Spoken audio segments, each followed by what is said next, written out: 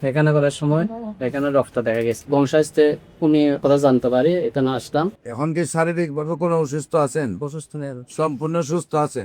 আসসালামু আলাইকুম ওয়া রাহমাতুল্লাহি ওয়া বারাকাতুহু। সম্মানিত দেশবাসী, আমি cancer specialist doctor SM. Sarwar. বিশেষ করে আপনারা জানেন যে সারা ওয়ার্ল্ডের ডাক্তারদের বক্তব্য হলো ক্যান্সার হলে আনসার নেই। ক্যান্সার হলে আমরা সাময়িকভাবে চিকিৎসা দিয়ে থাকি, একসময় ক্যান্সারের মৃত্যু হয়, এটাই মেনে নিতে হয়। আমরা গণস্বাস্থ্য বলে থাকি যে ক্যান্সার হলে আনসার নেই, সেই কথার কোনো ভিত্তি নেই। ক্যান্সার সম্পূর্ণরূপে সুস্থ হয়। আজকেও একজন ক্যান্সার রোগী সুস্থ হয়েছে, আমরা আপনাদের সাথে পরিচয় করে দিচ্ছি। আপনার নাম? মোহাম্মদ মন্নান উদ্দিন। মোহাম্মদ মন্নান উদ্দিন। মন্নান উদ্দিন।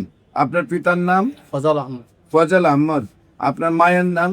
ফাতেমা বেগম। ফাতেমা বেগম। আপনার গ্রাম? গ্রাম করোনা। করোনা। Post office? মুজফরাবাদ। থানা ফুটিয়া। পুঠিয়া জেলা চট্টগ্রাম।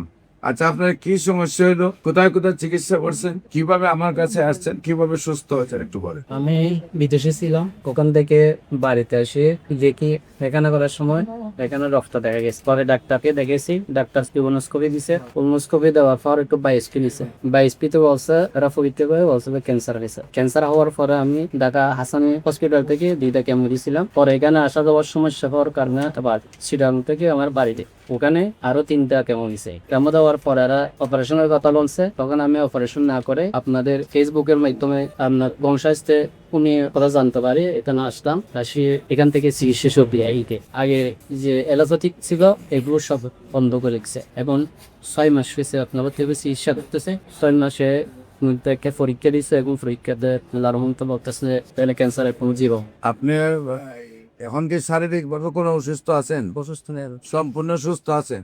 এটা হলো আপনার আগের রিপোর্ট। বর্তমান রিপোর্টে আল্লাহ রাসূলের মতে সম্পূর্ণ রিপোর্ট ভালো।